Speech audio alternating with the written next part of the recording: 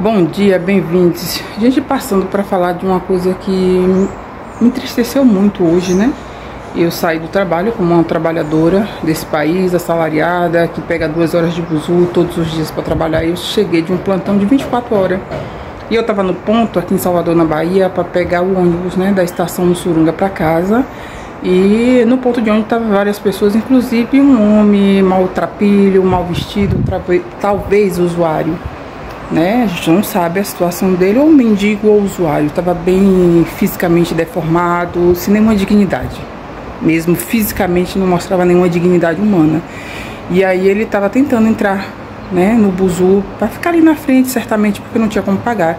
É a cobradora, uma mulher negra, né? O mendigo era negro, a cobradora é igualmente negra, como 99,9% das pessoas que trabalham e que estava lá no ponto de ônibus. Ela disse para o motorista também negro, vem um cara ali, né, vou botar ele lá pro fundo, viu? Mas você não abra não.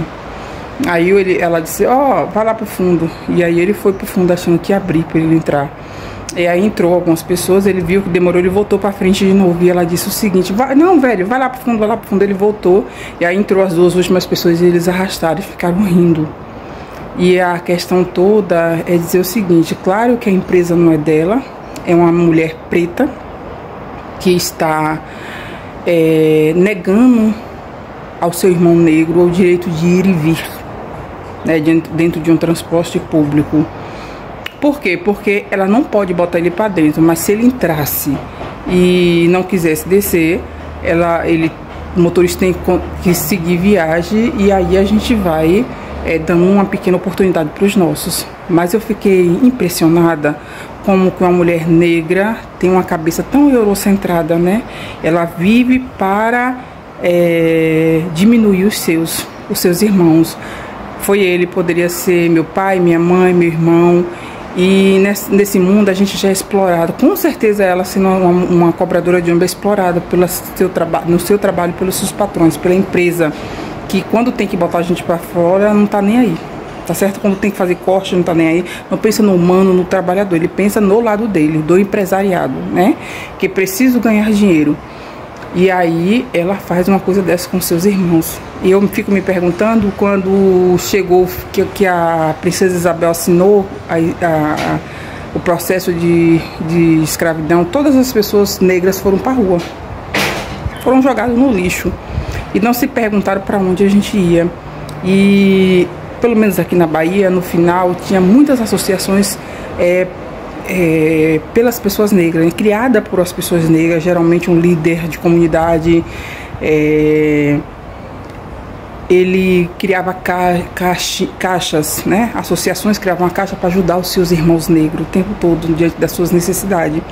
E hoje a gente estamos tão desumanos que a gente nega a um irmão o direito de se translocar dentro de um ônibus, né?